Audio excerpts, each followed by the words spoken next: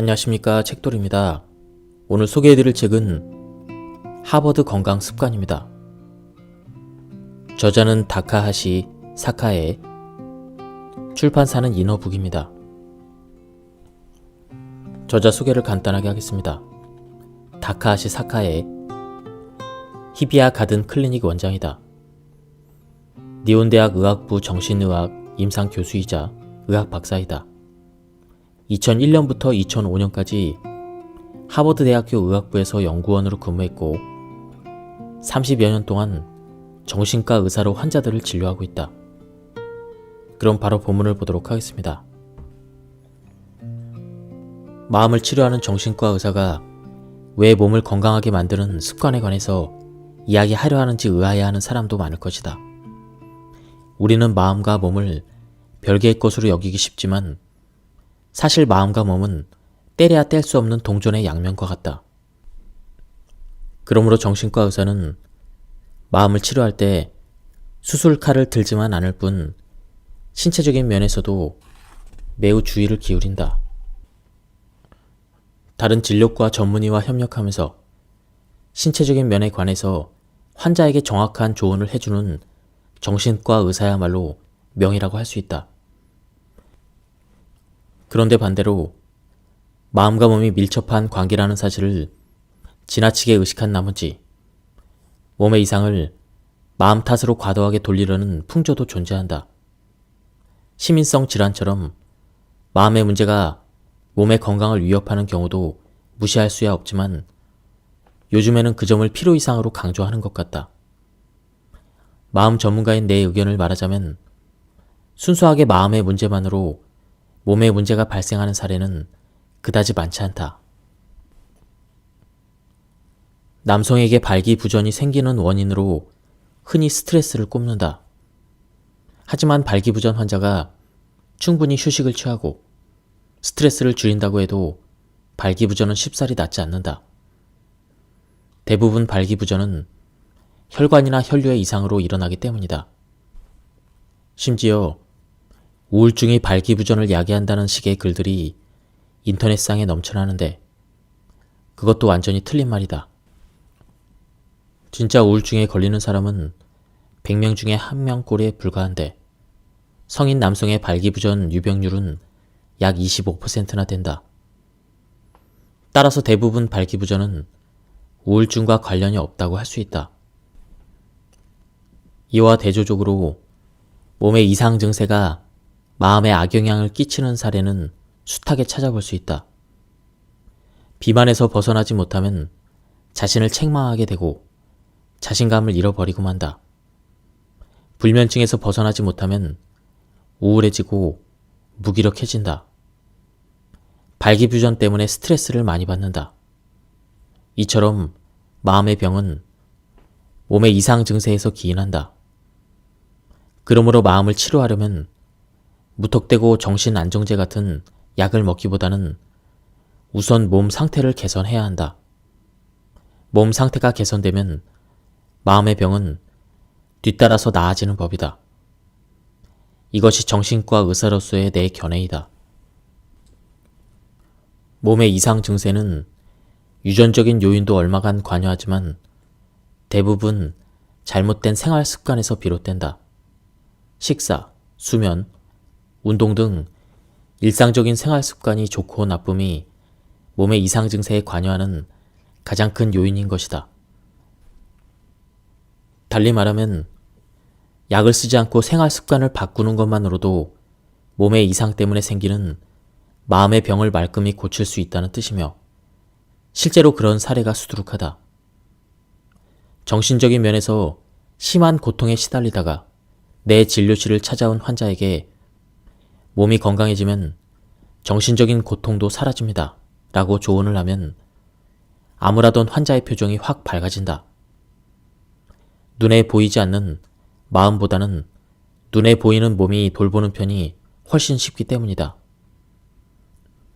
심신에 부담이 되는 비싼 약을 먹지 않더라도 생활 습관을 바꾸는 것만으로 부작용 없이 무료로 몸과 마음을 개선할 수 있다면 주저할 이유가 없다. 나쁜 생활 습관을 방지한 채 모든 심신의 이상을 정신 탓으로만 돌리는 인터넷의 가짜 건강 정보나 한간의 속설에 현혹되지 말고 정신적인 문제를 신체적인 측면에서 해결함으로써 건강한 인생을 살아갈 수 있다. 운동을 아무리 열심히 해도 그 이상으로 많은 음식을 먹으면 아무 소용없다. 과식하지 않는 것은 체중 감량에 성공하는 최우선 조건이다. 꾸준히 운동을 하는 사람이라도 한 주에 2-3번 운동하는 게 고작이지만 식사는 누구나 하루에 3번이나 한다. 그러므로 식사는 체중과 체지방의 증감에 큰 영향을 끼칠 수밖에 없다. 효율 면에서 봐도 체중 감량을 하려면 운동보다 식사에 더 신경을 써야 한다. 30분 동안 조깅을 하면 소비 칼로리는 약 280칼로리인데 280칼로리는 쿠키 2개, 송편 4개, 맥주 1병의 칼로리와 각각 맞먹는다. 쿠키나 송편은 5분도 걸리지 않을 만큼 빨리 먹을 수 있지만 그만한 칼로리를 조깅으로 소비하려면 그 6배나 되는 시간이 걸리는 셈이다. 운동으로 살을 뺀다는 것은 그만큼 효율이 나쁨으로 식사 칼로리를 조절해서 체중 감량을 시도하는 편이 좋다. 나는 섭식장애 환자에게 가장 먼저 식사 일지를 적도록 한다. 어떤 음식을 언제 먹었는지 가능한 한 상세히 적는 것이다.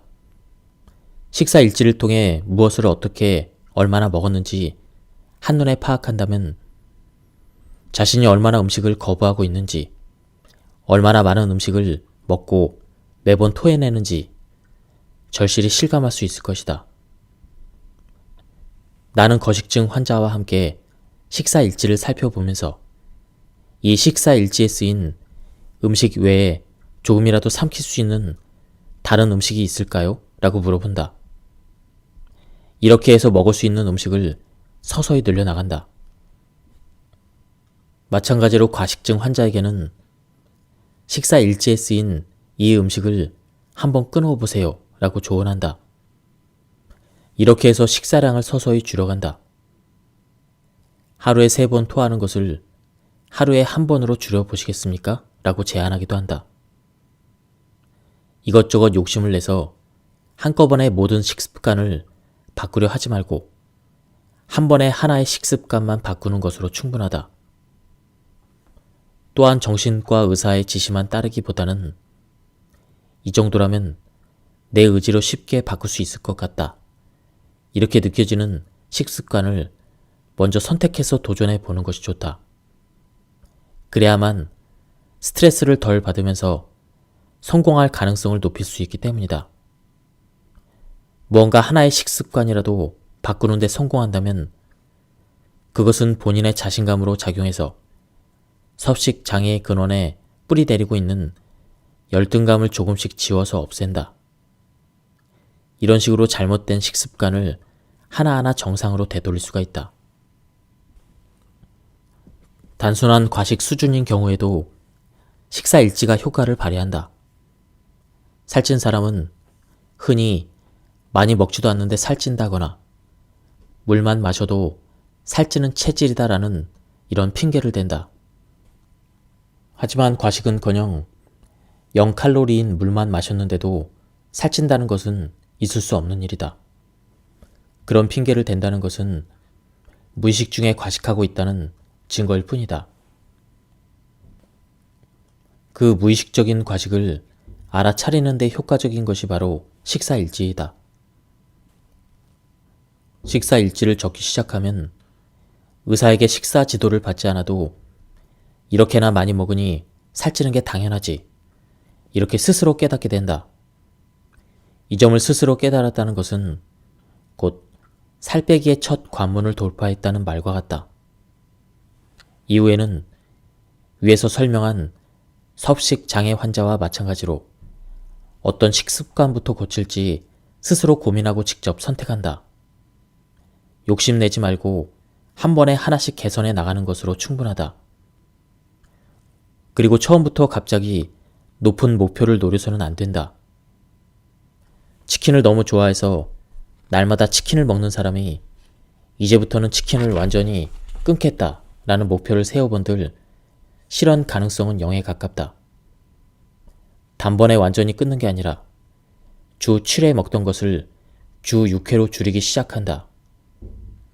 주 6회 먹기로 성공한다면 그 다음으로 주 5회 먹기로 도전하고 주 5회 먹기에 성공한다면 그 다음으로 주 4회 먹기를 목표로 정한다. 변경한 목표치를 일주일 동안 유지했다면 식사량을 줄였다고 자신있게 말할 수 있다. 그 자신감을 무기로 다음 목표를 세운다. 이처럼 무직한 방법을 거듭하다 보면 조금씩 식생활이 개선된다. 체중 감량을 시작하기 전에 먼저 자신이 정말로 다이어트가 필요한 만큼 살찐 상태인지부터 확인해야 한다. 일반적으로 BMI 25 정도 이상이면 비만으로 간주한다. BMI는 즉 바디 매스 인덱스 체질량 지수는 체중을 키로 2번 나눈 값이며 비만의 지표로 국제적으로 널리 통용되고 있다. 비만은 단순히 체중이 많이 나가는 상태가 아니라 불필요한 체지방이 너무 많이 쌓여있는 상태를 뜻한다. 하지만 체지방이 체중의 몇 %를 차지하고 있는지 나타내는 체지방률을 정확히 측정하기는 어렵기 때문에 체지방률과 상관성이 높은 BMI를 대신 사용하고 있다. 아래의 공식을 활용해서 자신의 BMI를 계산해보자. 즉, BMI는 체중을 키로 2번 나눈 것입니다. BMI 25 이상의 비만이 되는 것은 당연히 피해야 하며 BMI가 18.5 미만으로 저체중이 되는 것도 비만만큼이나 질병 위험성과 사망률이 높아지므로 이 역시 피해야 한다. 일반적으로 너무 살찌지도 않고 너무 마르지도 않은 BMI 22에서 23 정도가 가장 좋다고 여겨진다. 그러므로 목표 체중은 BMI 23에서 거꾸로 계산하면 된다. 이것을 적정 체중이라고 부른다. 자신의 키에서 적정 체중을 계산할 때는 다음의 공식을 사용한다. 여기에서는 BMI 23으로 계산해보자. 적정 체중은 23 곱하기 키 곱하기 키입니다. 예를 들어 키 165cm에 BMI 23을 목표로 삼는다면 23 곱하기 1.65 곱하기 1.65 이렇게 하면 62.6kg으로 계산할 수 있다. 현재 체중이 적정 체중 이상이라면 적정 체중까지 다이어트를 해야 한다. 현재 체중이 적정 체중 미만이라면 다이어트는 필요 없다. 적정 체중 미만인데도 무리하게 다이어트를 하면 병적인 저체중을 유발할 우려가 있으므로 식사량을 그대로 유지한 채 근력 운동이나 유산소 운동 등에 힘써야 한다. 어떤 다이어트 방법이든 꾸준히 지속해야 성과를 낼 수 있다. 다이어트는 단기전이 아니라 장기전이다. 한 달 정도는 간신히 식욕을 억제할 수 있더라도 가시적인 성과가 나타나는 2-3달까지 버티기는 매우 힘들다. 그래서 다이어트를 꾸준히 지속할 수 있는 비결을 소개하겠다. 그것은 바로 치트데이이다. 치트데이는 다이어트를 쉬면서 먹고 싶은 음식을 마음껏 먹는 날을 가리킨다. 속임수라는 단어를 사용하는 데서 알 수 있듯 정해진 식단을 잘 지켜야 하지만 하루 정도 속고 넘어가는 날이라는 의미를 내포한다. 너무 엄격하게 다이어트에 임하면 눈에 보이지 않는 스트레스가 점점 쌓여서 언젠가 터져버린다. 지금까지의 스트레스를 날려버리려는 듯 식욕이 폭발해서 과식을 거듭하게 되고 심지어 다이어트를 시작하기 전보다 살이 더 찌기도 한다. 이것이 바로 요요 현상이다. 너무 엄격한 다이어트를 지향하고 의도적으로 치트데이를 마련해서 적당히 스트레스를 발산하면 식욕의 폭발에 브레이크가 걸려 요요 현상을 피할 수가 있다. 처음부터 치트데이를 설정하면 다이어트 효과가 떨어지고 꾸준히 해 나가겠다는 의욕이 감소하기도 한다. 그러므로 치트데이는 첫 한 달 동안 열심히 다이어트에 힘쓴 자신에 대한 보상으로 다이어트 2달째부터 도입하는 것이 좋다. 2달째 이후부터는 일주일에 2번 치트데이를 설정한다. 마음 편히 쉴 수 있는 토요일과 일요일을 치트데이로 정하는 것이 적절하다. 치트데이라고 해서 세 끼 모두 폭식해서는 안 된다. 아침, 점심, 저녁 중에 한 끼만 골라 먹고 싶은 음식을 마음껏 먹는 것이다. 일주일에 21번의 식사 가운데 2번을 폭식하더라도 나머지 19번을 건강한 식단으로 유지한다면 다이어트에는 부족함이 없다. 술을 좋아한다면 밤에 큰 마음을 먹고 식당에 가서 꼬치구이를 안주 삼아 술을 들이켜도 좋을 것이다. 라면을 좋아한다면 낮에 맛집으로 소문난 라면 가게에 가서 곱빼기 라면을 시켜 먹어도 좋을 것이다. 아침형 인간이라면 일찍 일어나서 빵집으로 달려가 갓 구운 빵을 원하는 만큼 잔뜩 사와도 좋을 것이다.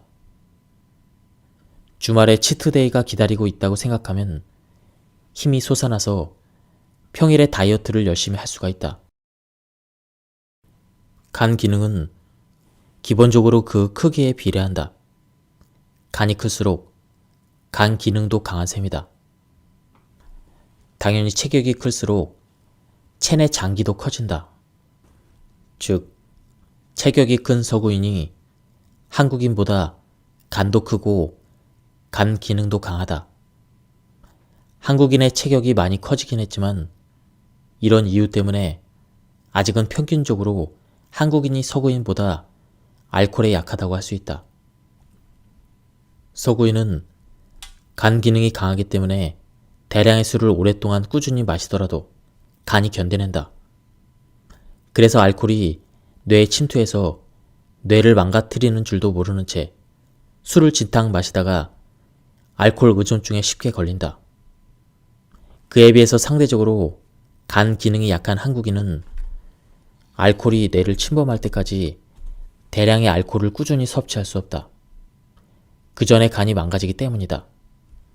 서양인에게서 알코올 의존증 환자가 많은 반면 한국인에게서 간 부전 환자가 많은 것은 이 때문이다. 술은 마셔도 괜찮지만 절제 있는 음주를 해야 한다. 절주 여부는 순 알코올 양으로 판단한다. 술의 종류에 따라 알코올 함유량이 다르기 때문에 술 몇 잔이라는 식의 일률적인 기준을 정할 수 없다. 하루당 순 알코올량 20g을 절주의 상한으로 정한다면 청주 한 옥보다 약간 덜 마시면 이 절주 상한으로 딱 맞출 수가 있다. 장수 국가 일본에서는 100세 이상의 인구가 7만 명을 돌파했다. 2000년에 건강체력 가꾸기 사업재단에서 실시한 조사에서는 100세 이상의 남성 약 22%는 음주 습관이 있었다. 그런데 음주량을 살펴봤더니 청주 한 옥반 미만이 약 93%로 대부분을 차지했다. 이 정도라면 확실히 술은 백약 중의 으뜸이라고 할 만하다. 청주 외의 다른 술의 순 알코올 함량 20g 기준은 다음과 같다. 맥주 500ml, 캔 탄산수 280ml, 소주 100ml, 위스키 60ml, 와인 200ml. 위와 같은 절제된 음주량을 쭉 지킨다면 건강한 애주가가 될 수 있을 것이다. 건강을 회복하기 위한 욕구 분산. A씨는 의존증까지 가지 않았지만 알코올에 대한 의존 경향과 폭식을 보였다. 이를 개선하기 위해서는 어떻게 해야 할까? 앞에서 의존을 끊으려면 욕구를 분산해야 한다고 설명했다. 젊을 때처럼 욕구를 분산함으로써 하나의 욕구에 의존하는 힘을 약화시키는 것이다.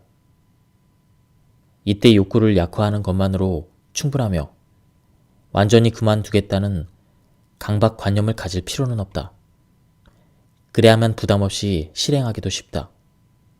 알코올, 음식, 노름, 성행위 등으로 쾌락을 분산시켰던 젊은 시절로 돌아가야 한다.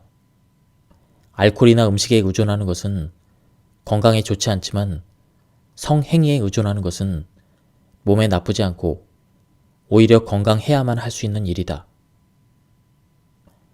건강에 나쁜 알코올과 음식에 대한 욕구만 남고 건강에 좋은 성행위에 대한 욕구가 줄어드는 것은 바람직하지 않다.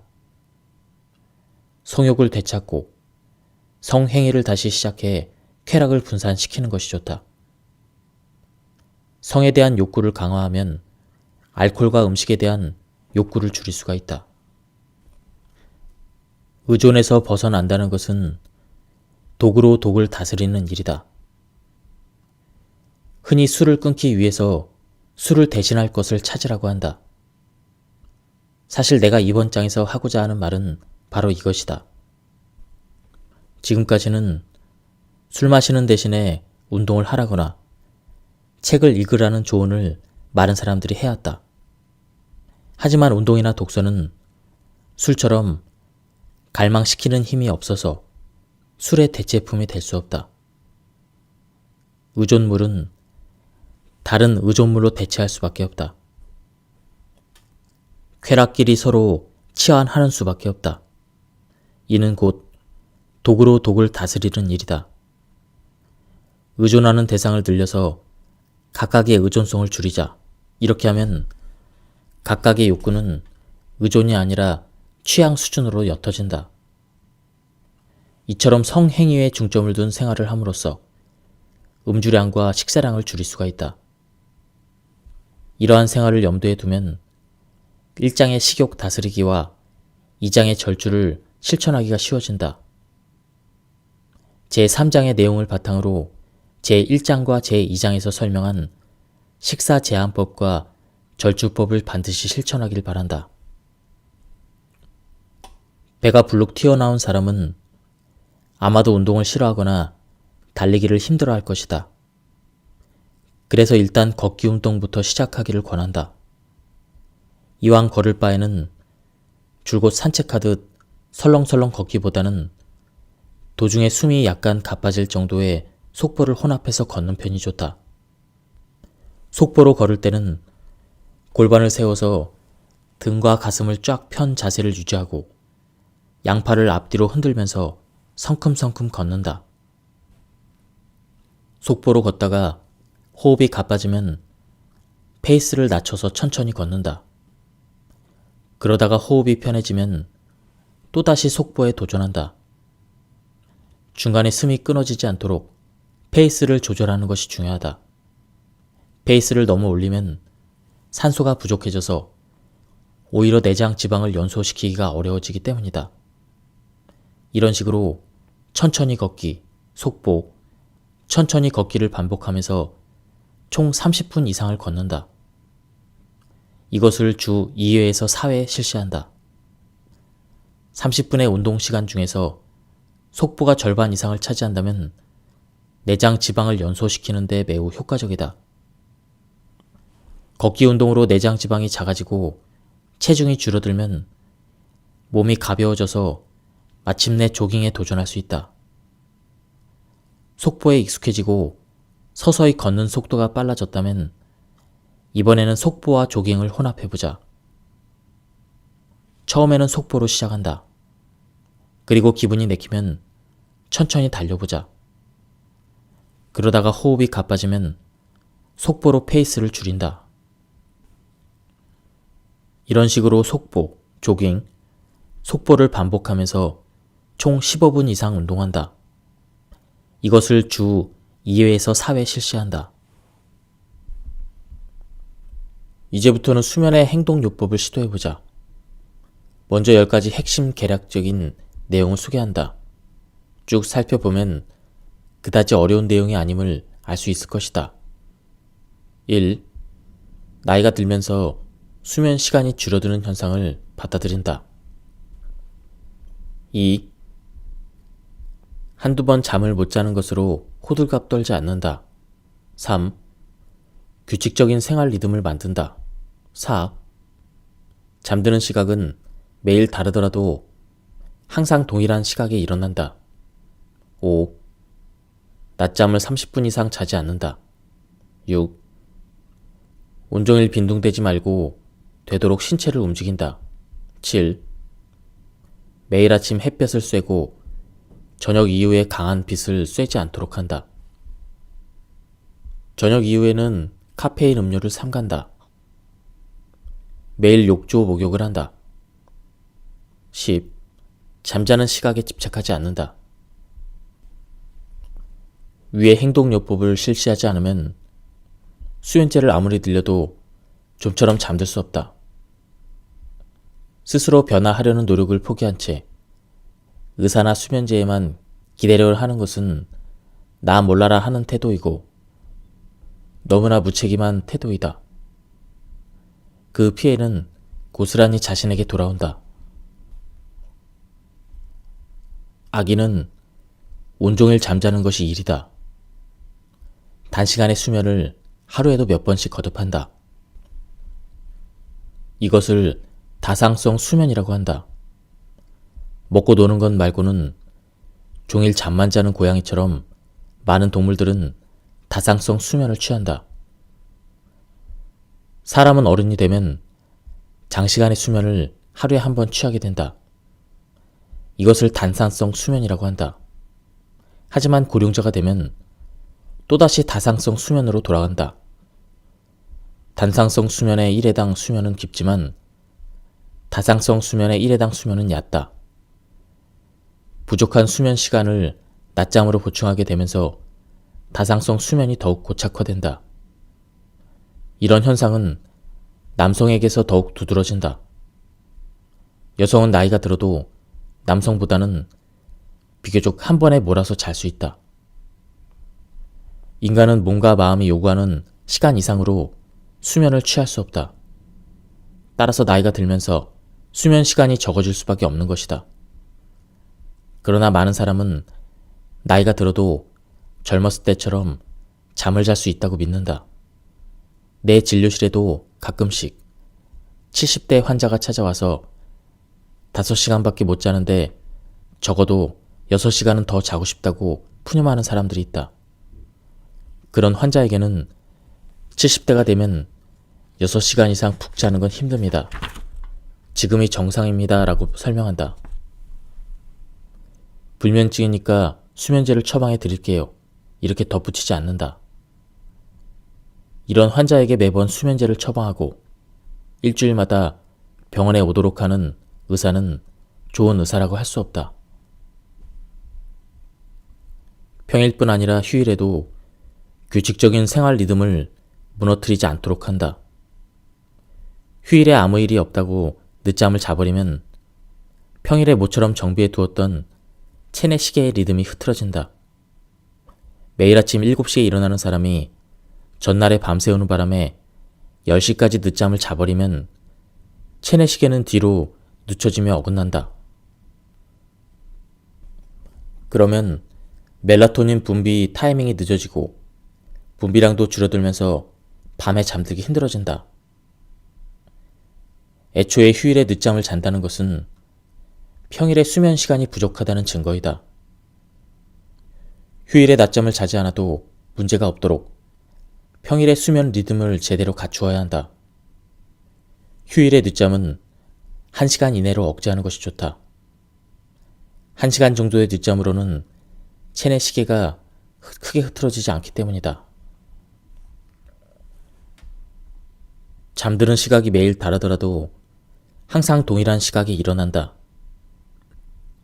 규칙적인 생활 리듬을 만드는 첫걸음은 아침마다 동일한 시각에 일어나는 것이다. 전날 밤에 몇 시에 잠들었든 아침에는 꼭 정해진 시간에 일어난다. 일찍 일어나면 자연스럽게 일찍 잘 수 있다. 체내 시계는 아침 햇살을 쐬고부터 움직이기 시작하므로 아침에 일어나는 시각에 따라 밤에 졸음이 쏟아지는 시각이 결정되는 것이다. 오후에 졸음을 쫓으려면 30분 이내에 낮잠을 자는 것이 효과적이다. 30분 이상 낮잠을 자버리면 밤에 잠드는 데 지장이 생기지만 30분 이내라면 그럴 염려가 없다. 30분 이내의 짧은 낮잠은 영어로 파워냅이라고 불리며 머리를 맑게 하고 생산성을 높인다. 업무 능률이 높아지면 하루 일을 얼른 끝내고 일찍 퇴근할 수 있으므로 긴 수면 시간을 확보하는 데 도움이 된다. 늦은 시각에 낮잠을 자면 아무리 짧은 낮잠이라도 밤에 잠드는 데 지장을 초래하기 때문에 낮잠을 자려면 오후 4시 이전에 자는 것이 좋다. 온종일 빈둥대지 말고 되도록 신체를 움직인다. 인간은 주행성 동물이기 때문에 낮에 가만히 있다거나 빈둥거리지 말고 적극적으로 신체를 움직여야 한다. 종일 외근하거나 몸을 움직이는 업무를 하면 밤에 녹초가 되어 쉽게 잠에 골아 떨어지는 법이다. 몸을 움직이는 데는 근육뿐 아니라 뇌의 역할도 크다. 근육을 움직이라고 지령을 내리는 사령부가 뇌이기 때문에 몸을 활발히 움직일수록 뇌가 피곤해지고 졸음을 느끼게 된다. 책상 앞에서 앉아 머리만 쓰면서 일하는 사람보다 몸을 움직이면서 일하는 사람이 뇌를 몇 배나 더 사용한다.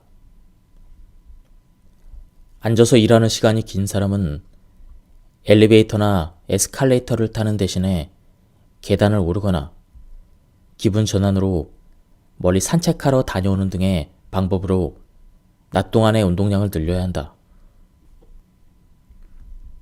2주 연속으로 운동을 중단하지 않는다. 운동을 한동안 순조롭게 지속하다가도 여행이나 출장 등으로 잠시 중단해야 될 때도 있다. 운동을 일주일 정도 중단한다고 좌절할 필요는 없다. 한번 형성된 운동 습관은 일주일 정도 중단한다고 흐트러지지 않기 때문에 전혀 마음 졸일 일이 아니다. 다음 주부터 새로운 기분으로 또 운동을 시작하면 그만이다. 하지만 어떤 이유로든 2주 연속으로 운동을 중단해서는 안 된다. 2주일이나 운동을 중단하면 3주째의 운동을 시작하기가 적지 않게 망설여진다. 운동을 하지 않은 생활에 익숙해졌기 때문이다. 또 2주 동안 운동에서 멀어지면 피로가 풀려서 오히려 몸이 가벼워졌다고 느낄지도 모른다. 그러면 그동안 운동하느라 몸이 혹사를 했구나, 이렇게 오해하는 경우도 있다. 그렇게 3주 이상 게으름을 피우면 모처럼 몸에 밴 운동 습관이 무너져버린다. 그러므로 2주 연속으로 운동을 중단하는 것은 절대 피해야 한다. 운동을 1년 이상 꾸준히 지속한다면 살이 빠지고 컨디션이 좋아지고 혈당치나 혈압 같은 건강검진 수치도 눈에 띄게 개선된다. 근육질에 보기 좋은 몸매가 되어 실제 나이보다 젊어 보인다는 말도 듣게 된다. 이렇게까지 몸 상태가 좋아지면 더 이상 운동 습관이 흐트러질 염려가 없어진다. 운동을 통해 건강하고 멋진 몸과 마음을 지니게 된다면 뚱뚱하고 건강하지 못한 몸으로 살았던 과거로 다시는 돌아가고 싶지 않을 것이다. 그리고 이후로는 스스로 원해서 운동을 게을리할 확률이 낮아진다. 행동 심리학에 따르면 인간은 무의식적으로 이득을 보는 행동보다 손해를 보지 않는 행동을 선택한다고 한다. 이를 손실회피 법칙이라고 한다. 운동으로 얻어낸 건강한 신체는 소중한 재산이다. 손실회피 법칙에 따라 누구든지 고생해서 얻어낸 둘도 없는 재산을 잃어버리는 행동은 피할 것이다. 그러므로 운동을 1년 이상 꾸준히 지속하는 데 성공해서 건강해졌다면 그 이후로는 운동을 자발적으로 중단하는 일은 없을 것이다. 일단은 건강한 신체가 자신의 평생 재산이라고 생각할 수 있을 정도까지 운동을 꾸준히 하자. 현실적인 스트레스 대처는 응어리를 풀거나 도망치거나 둘 중에 하나이다. 상사에게 괴롭힘을 당해서 신경증에 걸린 환자는 수없이 많다. 상사의 괴롭힘이 멈추지 않는 한 스트레스는 사라지지 않는다. 상사의 괴롭힘을 멈추려면 상사의 상사에게 상담을 요청해야 한다. 그것이 불가능하다면 윤리위원회나 인사부에 통보해야 한다. 제대로 된 기업이라면 적절한 대응을 해줄 것이다. 이런 방법은 사회적 지원 탐색 대처의 일종이며 이로써 상사의 괴롭힘이 멈춘다면 문제 중심 대처가 성공을 거둔 셈이다. 이것이 응어리를 푸는 방법이다. 상사의 괴롭힘이 멈추지 않더라도 부서 이동을 통해 그 상사와 얼굴을 마주치지 않으면 스트레스를 없앨 수가 있다. 이것이 도망치는 방법이다. 도망치는 건 부끄럽지만 도움이 된다라는 헝가리 속담처럼 스트레스 없는 신천지로 이동해서 자신의 능력을 마음껏 발휘하는 것이 바람직하다.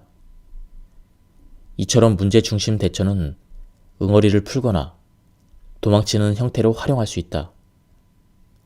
직장 내 괴롭힘을 못 본 척하고 아무런 대응도 해주지 않는 기업이라면 과감히 이직하는 편이 낫다. 요즘 시대의 이직이 반드시 좋은 결과를 낳지는 않을 것이다. 하지만 일하는 사람이 신경증에 걸리도록 방치하는 조직에 매달려 있어 봐도 경력 향상과 성장을 기대할 수 없고 그 전에 머지않아 몸과 마음이 망가져 버릴 것이다. 이직을 불사한다면 근로기준 감독기관에 신고하는 방법도 있다. 돈과 시간을 들여서라도 변호사의 도움을 받고 손해배상을 청구하는 강력한 방법을 취할 수도 있다. 괴롭힘을 당하는 쪽이 일방적으로 불이익을 받는다는 것은 아무리 생각해도 잘못되었다. 단념하지 말고 용기를 내어 싸우기 바란다. 자신이 얼마나 정당한지, 얼마나 부당한 대우를 받고 있는지 힘차게 호소해야 한다. 개개인의 작은 싸움들이 쌓이면 직장 내 괴롭힘을 암암리에 용인하는 악질적인 사회 체질을 바꿀 수 있을 것이다. 예, 지금까지 이 책에 대한 리뷰를 모두 마쳤습니다. 이 책은 굉장히 쉽게 잘 읽혔고 실용적인 내용이 많았습니다. 제가 발췌 요약해서 설명을 드렸기 때문에 많은 내용이 생략되었습니다. 전체적인 맥락을 파악하고 싶은 분들은 책을 구해서 읽어보실 것을 추천드립니다. 여기서 리뷰를 마치도록 하겠습니다. 감사합니다. 안녕하십니까, 책돌입니다. 오늘 소개해드릴 책은 하버드 건강 습관입니다. 저자는 다카하시 사카에, 출판사는 이너북입니다. 저자 소개를 간단하게 하겠습니다. 다카하시 사카에, 히비야 가든 클리닉 원장이다. 니온대학 의학부 정신의학 임상 교수이자 의학 박사이다. 2001년부터 2005년까지 하버드 대학교 의학부에서 연구원으로 근무했고 30여 년 동안 정신과 의사로 환자들을 진료하고 있다. 그럼 바로 본문을 보도록 하겠습니다. 마음을 치료하는 정신과 의사가 왜 몸을 건강하게 만드는 습관에 관해서 이야기하려 하는지 의아해하는 사람도 많을 것이다. 우리는 마음과 몸을 별개의 것으로 여기기 쉽지만 사실 마음과 몸은 떼려야 뗄 수 없는 동전의 양면과 같다. 그러므로 정신과 의사는 마음을 치료할 때 수술칼을 들지만 않을 뿐 신체적인 면에서도 매우 주의를 기울인다. 다른 진료과 전문의와 협력하면서 신체적인 면에 관해서 환자에게 정확한 조언을 해주는 정신과 의사야말로 명이라고 할 수 있다. 그런데 반대로 마음과 몸이 밀접한 관계라는 사실을 지나치게 의식한 나머지 몸의 이상을 마음 탓으로 과도하게 돌리려는 풍조도 존재한다. 시민성 질환처럼 마음의 문제가 몸의 건강을 위협하는 경우도 무시할 수야 없지만 요즘에는 그 점을 필요 이상으로 강조하는 것 같다. 마음 전문가인 내 의견을 말하자면 순수하게 마음의 문제만으로 몸의 문제가 발생하는 사례는 그다지 많지 않다. 남성에게 발기부전이 생기는 원인으로 흔히 스트레스를 꼽는다. 하지만 발기부전 환자가 충분히 휴식을 취하고 스트레스를 줄인다고 해도 발기부전은 쉽사리 낫지 않는다. 대부분 발기부전은 혈관이나 혈류의 이상으로 일어나기 때문이다. 심지어 우울증이 발기부전을 야기한다는 식의 글들이 인터넷상에 넘쳐나는데 그것도 완전히 틀린 말이다. 진짜 우울증에 걸리는 사람은 100명 중에 1명꼴에 불과한데 성인 남성의 발기부전 유병률은 약 25%나 된다. 따라서 대부분 발기부전은 우울증과 관련이 없다고 할 수 있다. 이와 대조적으로 몸의 이상 증세가 마음에 악영향을 끼치는 사례는 숱하게 찾아볼 수 있다. 비만에서 벗어나지 못하면 자신을 책망하게 되고 자신감을 잃어버리고 만다. 불면증에서 벗어나지 못하면 우울해지고 무기력해진다. 발기부전 때문에 스트레스를 많이 받는다. 이처럼 마음의 병은 몸의 이상 증세에서 기인한다. 그러므로 마음을 치료하려면 무턱대고 정신 안정제 같은 약을 먹기보다는 우선 몸 상태를 개선해야 한다. 몸 상태가 개선되면 마음의 병은 뒤따라서 나아지는 법이다. 이것이 정신과 의사로서의 내 견해이다. 몸의 이상 증세는 유전적인 요인도 얼마간 관여하지만 대부분 잘못된 생활 습관에서 비롯된다. 식사, 수면, 운동 등 일상적인 생활 습관이 좋고 나쁨이 몸의 이상 증세에 관여하는 가장 큰 요인인 것이다. 달리 말하면 약을 쓰지 않고 생활 습관을 바꾸는 것만으로도 몸의 이상 때문에 생기는 마음의 병을 말끔히 고칠 수 있다는 뜻이며 실제로 그런 사례가 수두룩하다. 정신적인 면에서 심한 고통에 시달리다가 내 진료실을 찾아온 환자에게 몸이 건강해지면 정신적인 고통도 사라집니다 라고 조언을 하면 암울하던 환자의 표정이 확 밝아진다. 눈에 보이지 않는 마음보다는 눈에 보이는 몸이 돌보는 편이 훨씬 쉽기 때문이다. 심신에 부담이 되는 비싼 약을 먹지 않더라도 생활 습관을 바꾸는 것만으로 부작용 없이 무료로 몸과 마음을 개선할 수 있다면 주저할 이유가 없다. 나쁜 생활 습관을 방지한 채 모든 심신의 이상을 정신 탓으로만 돌리는 인터넷의 가짜 건강 정보나 한간의 속설에 현혹되지 말고 정신적인 문제를 신체적인 측면에서 해결함으로써 건강한 인생을 살아갈 수 있다. 운동을 아무리 열심히 해도 그 이상으로 많은 음식을 먹으면 아무 소용없다. 과식하지 않는 것은 체중 감량에 성공하는 최우선 조건이다. 꾸준히 운동을 하는 사람이라도 한 주에 2-3번 운동하는 게 고작이지만 식사는 누구나 하루에 3번이나 한다. 그러므로 식사는 체중과 체지방의 증감에 큰 영향을 끼칠 수밖에 없다. 효율 면에서 봐도 체중 감량을 하려면 운동보다 식사에 더 신경을 써야 한다. 30분 동안 조깅을 하면 소비 칼로리는 약 280칼로리인데 280칼로리는 쿠키 2개, 송편 4개, 맥주 1병의 칼로리와 각각 맞먹는다. 쿠키나 송편은 5분도 걸리지 않을 만큼 빨리 먹을 수 있지만 그만한 칼로리를 조깅으로 소비하려면 그 6배나 되는 시간이 걸리는 셈이다. 운동으로 살을 뺀다는 것은 그만큼 효율이 나쁨으로 식사 칼로리를 조절해서 체중 감량을 시도하는 편이 좋다. 나는 섭식장애 환자에게 가장 먼저 식사 일지를 적도록 한다. 어떤 음식을 언제 먹었는지 가능한 한 상세히 적는 것이다. 식사 일지를 통해 무엇을 어떻게 얼마나 먹었는지 한눈에 파악한다면 자신이 얼마나 음식을 거부하고 있는지, 얼마나 많은 음식을 먹고 매번 토해내는지 절실히 실감할 수 있을 것이다. 나는 거식증 환자와 함께 식사 일지를 살펴보면서 이 식사 일지에 쓰인 음식 외에 조금이라도 삼킬 수 있는 다른 음식이 있을까요? 라고 물어본다. 이렇게 해서 먹을 수 있는 음식을 서서히 늘려나간다. 마찬가지로 과식증 환자에게는 식사 일지에 쓰인 이 음식을 한번 끊어보세요 라고 조언한다. 이렇게 해서 식사량을 서서히 줄여간다. 하루에 3번 토하는 것을 하루에 1번으로 줄여보시겠습니까? 라고 제안하기도 한다. 이것저것 욕심을 내서 한꺼번에 모든 식습관을 바꾸려 하지 말고 한 번에 하나의 식습관만 바꾸는 것으로 충분하다. 또한 정신과 의사의 지시만 따르기보다는 이 정도라면 내 의지로 쉽게 바꿀 수 있을 것 같다.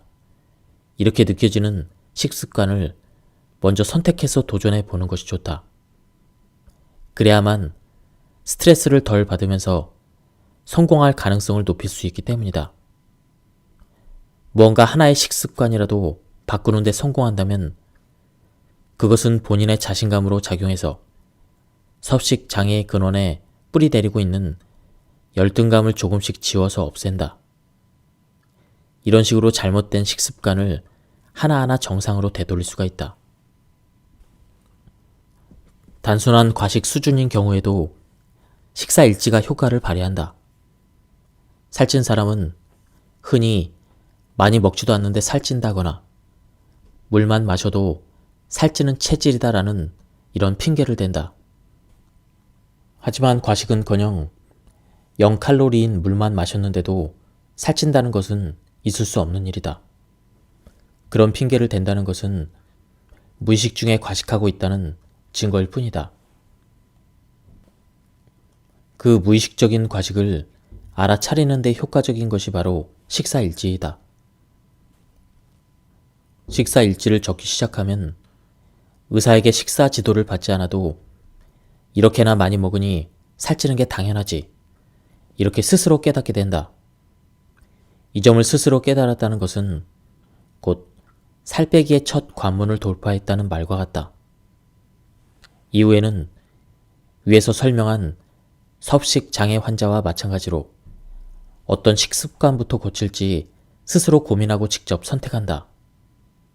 욕심내지 말고 한 번에 하나씩 개선해 나가는 것으로 충분하다. 그리고 처음부터 갑자기 높은 목표를 노려서는 안 된다. 치킨을 너무 좋아해서 날마다 치킨을 먹는 사람이 이제부터는 치킨을 완전히 끊겠다 라는 목표를 세워본들 실현 가능성은 0에 가깝다. 단번에 완전히 끊는 게 아니라 주 7회 먹던 것을 주 6회로 줄이기 시작한다. 주 6회 먹기로 성공한다면 그 다음으로 주 5회 먹기로 도전하고 주 5회 먹기에 성공한다면 그 다음으로 주 4회 먹기를 목표로 정한다.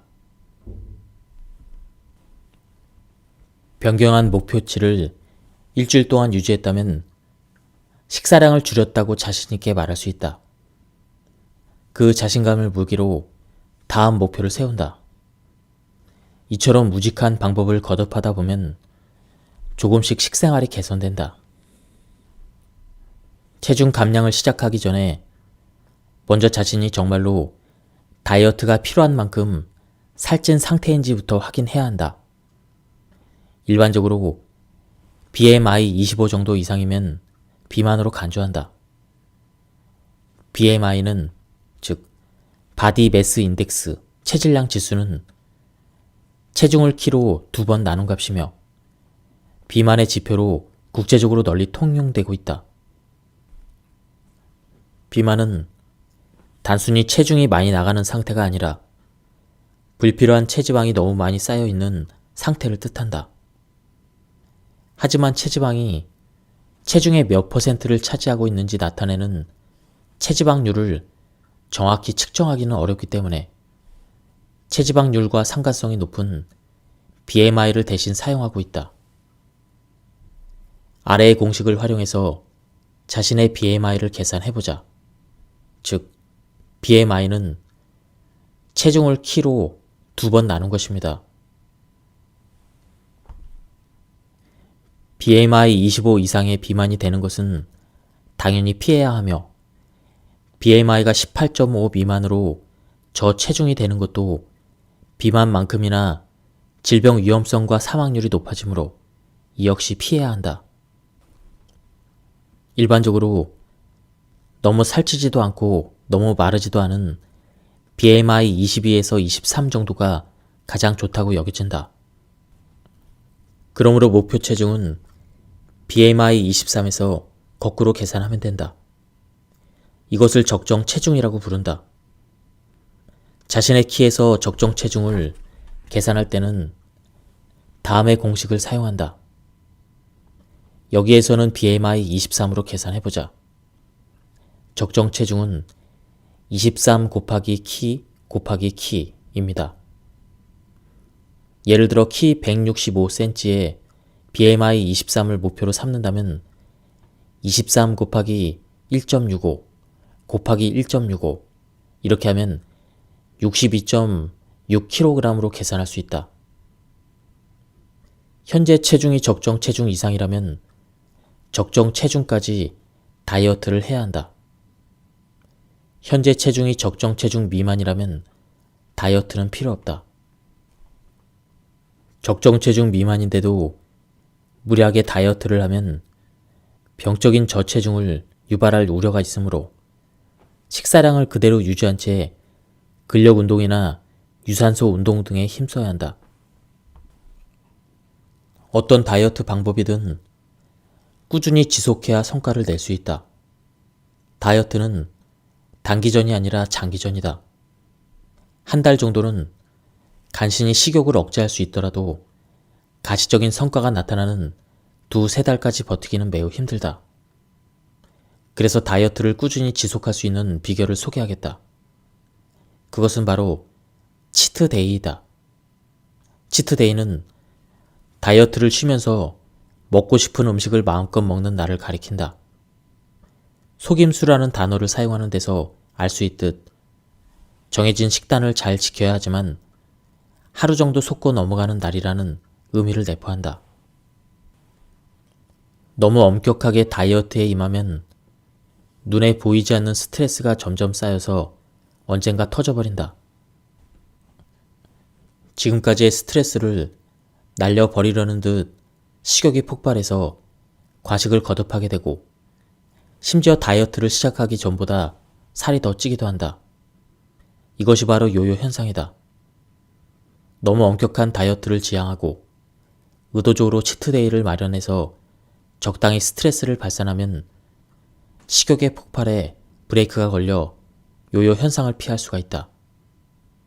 처음부터 치트데이를 설정하면 다이어트 효과가 떨어지고 꾸준히 해 나가겠다는 의욕이 감소하기도 한다. 그러므로 치트데이는 첫 한 달 동안 열심히 다이어트에 힘쓴 자신에 대한 보상으로 다이어트 2달째부터 도입하는 것이 좋다. 2달째 이후부터는 일주일에 2번 치트데이를 설정한다. 마음 편히 쉴 수 있는 토요일과 일요일을 치트데이로 정하는 것이 적절하다. 치트데이라고 해서 세 끼 모두 폭식해서는 안 된다. 아침, 점심, 저녁 중에 한 끼만 골라 먹고 싶은 음식을 마음껏 먹는 것이다. 일주일에 21번의 식사 가운데 2번을 폭식하더라도 나머지 19번을 건강한 식단으로 유지한다면 다이어트에는 부족함이 없다. 술을 좋아한다면 밤에 큰 마음을 먹고 식당에 가서 꼬치구이를 안주 삼아 술을 들이켜도 좋을 것이다. 라면을 좋아한다면 낮에 맛집으로 소문난 라면 가게에 가서 곱빼기 라면을 시켜 먹어도 좋을 것이다. 아침형 인간이라면 일찍 일어나서 빵집으로 달려가 갓 구운 빵을 원하는 만큼 잔뜩 사와도 좋을 것이다. 주말에 치트데이가 기다리고 있다고 생각하면 힘이 솟아나서 평일에 다이어트를 열심히 할 수가 있다. 간 기능은 기본적으로 그 크기에 비례한다. 간이 클수록 간 기능도 강한 셈이다. 당연히 체격이 클수록 체내 장기도 커진다. 즉, 체격이 큰 서구인이 한국인보다 간도 크고 간 기능도 강하다. 한국인의 체격이 많이 커지긴 했지만 이런 이유 때문에 아직은 평균적으로 한국인이 서구인보다 알코올에 약하다고 할 수 있다. 서구인은 간 기능이 강하기 때문에 대량의 술을 오랫동안 꾸준히 마시더라도 간이 견뎌낸다. 그래서 알코올이 뇌에 침투해서 뇌를 망가뜨리는 줄도 모르는 채 술을 진탕 마시다가 알코올 의존증에 쉽게 걸린다. 그에 비해서 상대적으로 간 기능이 약한 한국인은 알코올이 뇌를 침범할 때까지 대량의 알코올을 꾸준히 섭취할 수 없다. 그 전에 간이 망가지기 때문이다. 서양인에게서 알코올 의존증 환자가 많은 반면 한국인에게서 간 부전 환자가 많은 것은 이 때문이다. 술은 마셔도 괜찮지만 절제 있는 음주를 해야 한다. 절주 여부는 순 알코올 양으로 판단한다. 술의 종류에 따라 알코올 함유량이 다르기 때문에 술 몇 잔이라는 식의 일률적인 기준을 정할 수 없다. 하루당 순 알코올량 20g을 절주의 상한으로 정한다면 청주 한 옥보다 약간 덜 마시면 이 절주 상한으로 딱 맞출 수가 있다. 장수 국가 일본에서는 100세 이상의 인구가 7만 명을 돌파했다. 2000년에 건강체력 가꾸기 사업재단에서 실시한 조사에서는 100세 이상의 남성 약 22%는 음주 습관이 있었다. 그런데 음주량을 살펴봤더니 청주 한 옥반 미만이 약 93%로 대부분을 차지했다. 이 정도라면 확실히 술은 백약 중의 으뜸이라고 할 만하다. 청주 외의 다른 술의 순 알코올 함량 20g 기준은 다음과 같다. 맥주 500ml, 캔 탄산수 280ml, 소주 100ml, 위스키 60ml, 와인 200ml. 위와 같은 절제된 음주량을 쭉 지킨다면 건강한 애주가가 될 수 있을 것이다. 건강을 회복하기 위한 욕구 분산. A씨는 의존증까지 가지 않았지만 알코올에 대한 의존 경향과 폭식을 보였다. 이를 개선하기 위해서는 어떻게 해야 할까? 앞에서 의존을 끊으려면 욕구를 분산해야 한다고 설명했다. 젊을 때처럼 욕구를 분산함으로써 하나의 욕구에 의존하는 힘을 약화시키는 것이다. 이때 욕구를 약화하는 것만으로 충분하며 완전히 그만두겠다는 강박관념을 가질 필요는 없다. 그래야만 부담없이 실행하기도 쉽다. 알코올, 음식, 노름, 성행위 등으로 쾌락을 분산시켰던 젊은 시절로 돌아가야 한다. 알코올이나 음식에 의존하는 것은 건강에 좋지 않지만 성행위에 의존하는 것은 몸에 나쁘지 않고 오히려 건강해야만 할 수 있는 일이다. 건강에 나쁜 알코올과 음식에 대한 욕구만 남고 건강에 좋은 성행위에 대한 욕구가 줄어드는 것은 바람직하지 않다. 성욕을 되찾고 성행위를 다시 시작해 쾌락을 분산시키는 것이 좋다. 성에 대한 욕구를 강화하면 알코올과 음식에 대한 욕구를 줄일 수가 있다.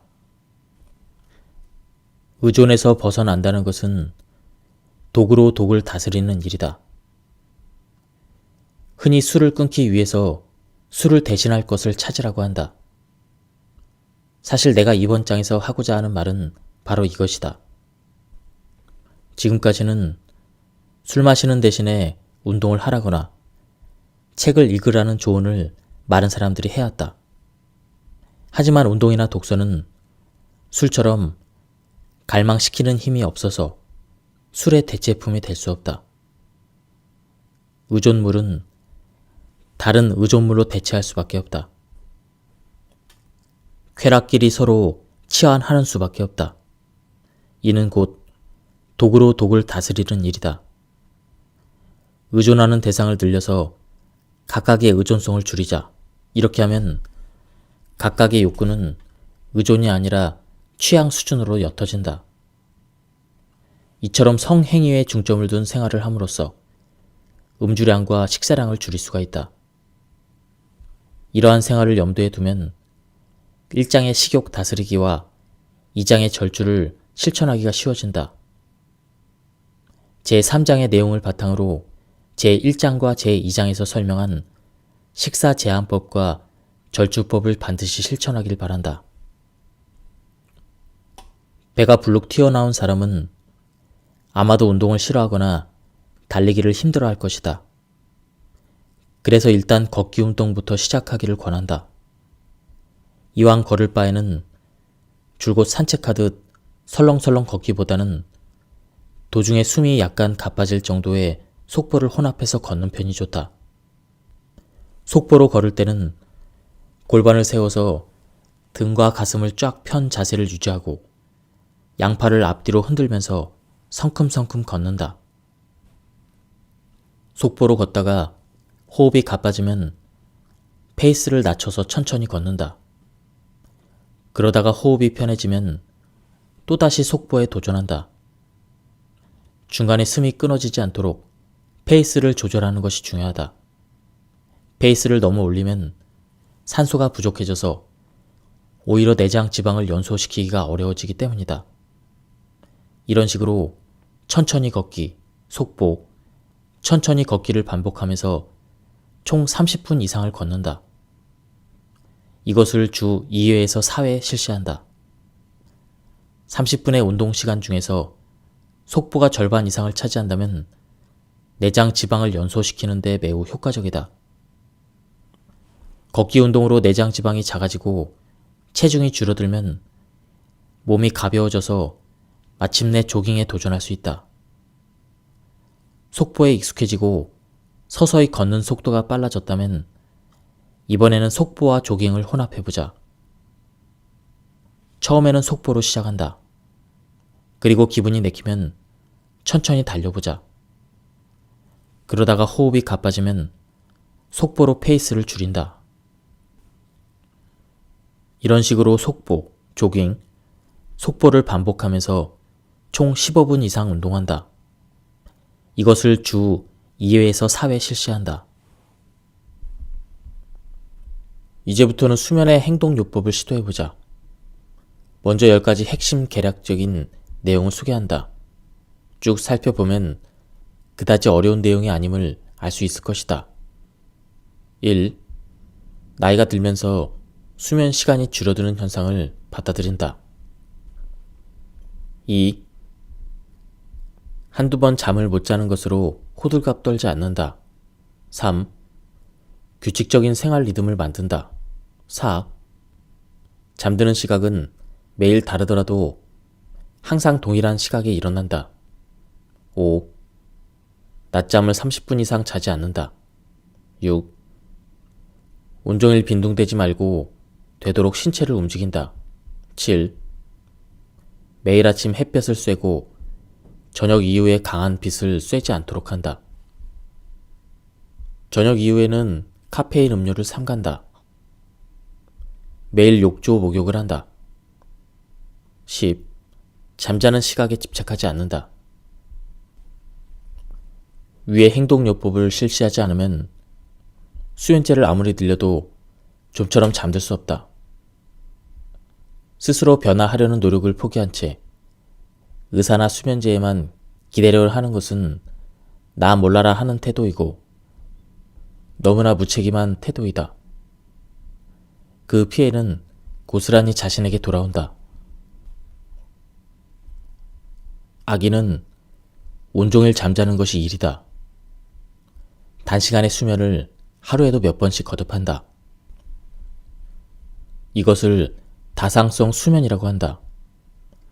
먹고 노는 것 말고는 종일 잠만 자는 고양이처럼 많은 동물들은 다상성 수면을 취한다.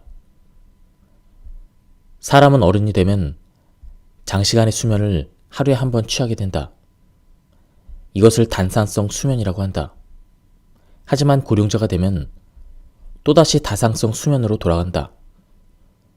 단상성 수면의 1회당 수면은 깊지만 다상성 수면의 1회당 수면은 얕다.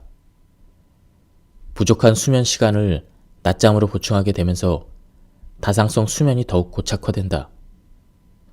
이런 현상은 남성에게서 더욱 두드러진다.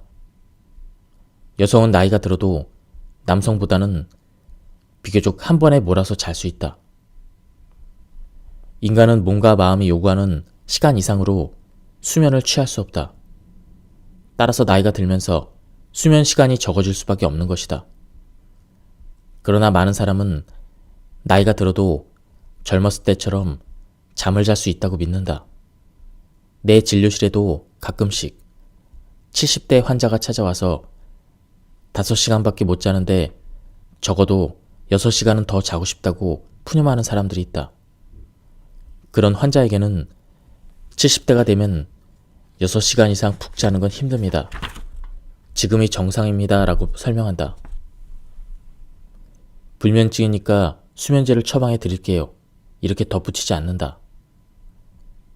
이런 환자에게 매번 수면제를 처방하고 일주일마다 병원에 오도록 하는 의사는 좋은 의사라고 할 수 없다. 평일뿐 아니라 휴일에도 규칙적인 생활 리듬을 무너뜨리지 않도록 한다. 휴일에 아무 일이 없다고 늦잠을 자버리면 평일에 모처럼 정비해 두었던 체내 시계의 리듬이 흐트러진다. 매일 아침 7시에 일어나는 사람이 전날에 밤새우는 바람에 10시까지 늦잠을 자버리면 체내 시계는 뒤로 늦춰지며 어긋난다. 그러면 멜라토닌 분비 타이밍이 늦어지고 분비량도 줄어들면서 밤에 잠들기 힘들어진다. 애초에 휴일에 늦잠을 잔다는 것은 평일에 수면 시간이 부족하다는 증거이다. 휴일에 낮잠을 자지 않아도 문제가 없도록 평일에 수면 리듬을 제대로 갖추어야 한다. 휴일에 늦잠은 1시간 이내로 억제하는 것이 좋다. 1시간 정도의 늦잠으로는 체내 시계가 크게 흐트러지지 않기 때문이다. 잠드는 시각이 매일 다르더라도 항상 동일한 시각에 일어난다. 규칙적인 생활 리듬을 만드는 첫걸음은 아침마다 동일한 시각에 일어나는 것이다. 전날 밤에 몇 시에 잠들었든 아침에는 꼭 정해진 시간에 일어난다. 일찍 일어나면 자연스럽게 일찍 잘 수 있다. 체내 시계는 아침 햇살을 쐬고부터 움직이기 시작하므로 아침에 일어나는 시각에 따라 밤에 졸음이 쏟아지는 시각이 결정되는 것이다. 오후에 졸음을 쫓으려면 30분 이내에 낮잠을 자는 것이 효과적이다. 30분 이상 낮잠을 자버리면 밤에 잠드는데 지장이 생기지만 30분 이내라면 그럴 염려가 없다. 30분 이내의 짧은 낮잠은 영어로 파워냅이라고 불리며 머리를 맑게 하고 생산성을 높인다. 업무 능률이 높아지면 하루 일을 얼른 끝내고 일찍 퇴근할 수 있으므로 긴 수면 시간을 확보하는 데 도움이 된다. 늦은 시각에 낮잠을 자면 아무리 짧은 낮잠이라도 밤에 잠드는 데 지장을 초래하기 때문에 낮잠을 자려면 오후 4시 이전에 자는 것이 좋다.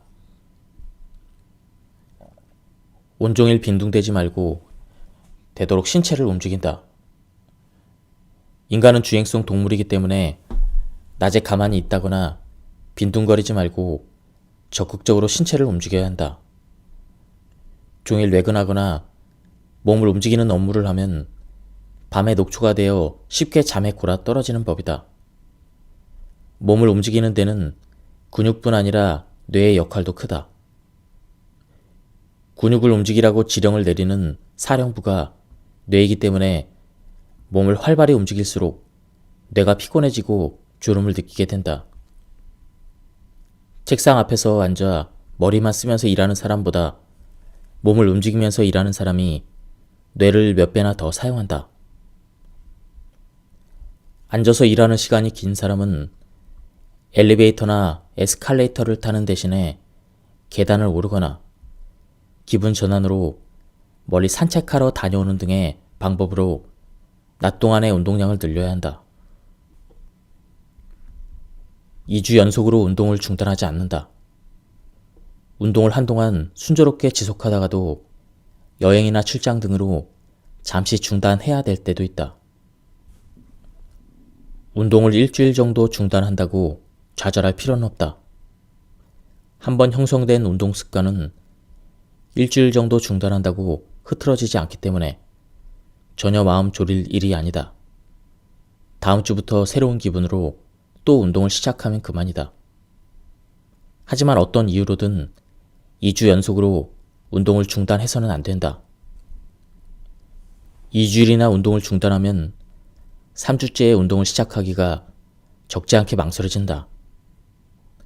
운동을 하지 않은 생활에 익숙해졌기 때문이다. 또 2주 동안 운동에서 멀어지면 피로가 풀려서 오히려 몸이 가벼워졌다고 느낄지도 모른다. 그러면 그동안 운동하느라 몸이 혹사를 했구나, 이렇게 오해하는 경우도 있다. 그렇게 3주 이상 게으름을 피우면 모처럼 몸에 밴 운동 습관이 무너져버린다. 그러므로 2주 연속으로 운동을 중단하는 것은 절대 피해야 한다. 운동을 1년 이상 꾸준히 지속한다면 살이 빠지고 컨디션이 좋아지고 혈당치나 혈압 같은 건강검진 수치도 눈에 띄게 개선된다. 근육질에 보기 좋은 몸매가 되어 실제 나이보다 젊어 보인다는 말도 듣게 된다. 이렇게까지 몸 상태가 좋아지면 더 이상 운동 습관이 흐트러질 염려가 없어진다. 운동을 통해 건강하고 멋진 몸과 마음을 지니게 된다면 뚱뚱하고 건강하지 못한 몸으로 살았던 과거로 다시는 돌아가고 싶지 않을 것이다. 그리고 이후로는 스스로 원해서 운동을 게을리할 확률이 낮아진다. 행동 심리학에 따르면 인간은 무의식적으로 이득을 보는 행동보다 손해를 보지 않는 행동을 선택한다고 한다. 이를 손실회피 법칙이라고 한다. 운동으로 얻어낸 건강한 신체는 소중한 재산이다. 손실회피 법칙에 따라 누구든지 고생해서 얻어낸 둘도 없는 재산을 잃어버리는 행동은 피할 것이다. 그러므로 운동을 1년 이상 꾸준히 지속하는 데 성공해서 건강해졌다면 그 이후로는 운동을 자발적으로 중단하는 일은 없을 것이다. 일단은 건강한 신체가 자신의 평생 재산이라고 생각할 수 있을 정도까지 운동을 꾸준히 하자. 현실적인 스트레스 대처는 응어리를 풀거나 도망치거나 둘 중에 하나이다. 상사에게 괴롭힘을 당해서 신경증에 걸린 환자는 수없이 많다. 상사의 괴롭힘이 멈추지 않는 한 스트레스는 사라지지 않는다. 상사의 괴롭힘을 멈추려면 상사의 상사에게 상담을 요청해야 한다. 그것이 불가능하다면 윤리위원회나 인사부에 통보해야 한다. 제대로 된 기업이라면 적절한 대응을 해줄 것이다.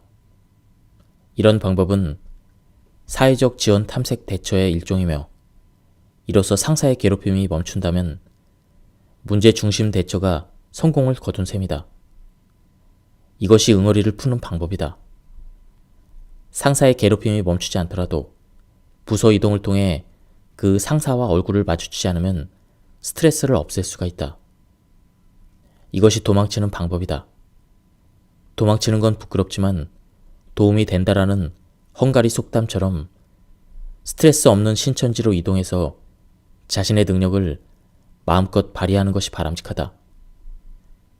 이처럼 문제 중심 대처는 응어리를 풀거나 도망치는 형태로 활용할 수 있다. 직장 내 괴롭힘을 못 본 척하고 아무런 대응도 해주지 않는 기업이라면 과감히 이직하는 편이 낫다. 요즘 시대의 이직이 반드시 좋은 결과를 낳지는 않을 것이다. 하지만 일하는 사람이 신경증에 걸리도록 방치하는 조직에 매달려 있어 봐도 경력 향상과 성장을 기대할 수 없고 그 전에 머지않아 몸과 마음이 망가져 버릴 것이다. 이직을 불사한다면 근로기준 감독기관에 신고하는 방법도 있다. 돈과 시간을 들여서라도 변호사의 도움을 받고 손해배상을 청구하는 강력한 방법을 취할 수도 있다. 괴롭힘을 당하는 쪽이 일방적으로 불이익을 받는다는 것은 아무리 생각해도 잘못되었다. 단념하지 말고 용기를 내어 싸우기 바란다. 자신이 얼마나 정당한지, 얼마나 부당한 대우를 받고 있는지 힘차게 호소해야 한다. 개개인의 작은 싸움들이 쌓이면 직장 내 괴롭힘을 암암리에 용인하는 악질적인 사회 체질을 바꿀 수 있을 것이다. 예, 지금까지 이 책에 대한 리뷰를 모두 마쳤습니다. 이 책은 굉장히 쉽게 잘 읽혔고 실용적인 내용이 많았습니다. 제가 발췌 요약해서 설명을 드렸기 때문에 많은 내용이 생략되었습니다. 전체적인 맥락을 파악하고 싶은 분들은 책을 구해서 읽어보실 것을 추천드립니다. 여기서 리뷰를 마치도록 하겠습니다. 감사합니다.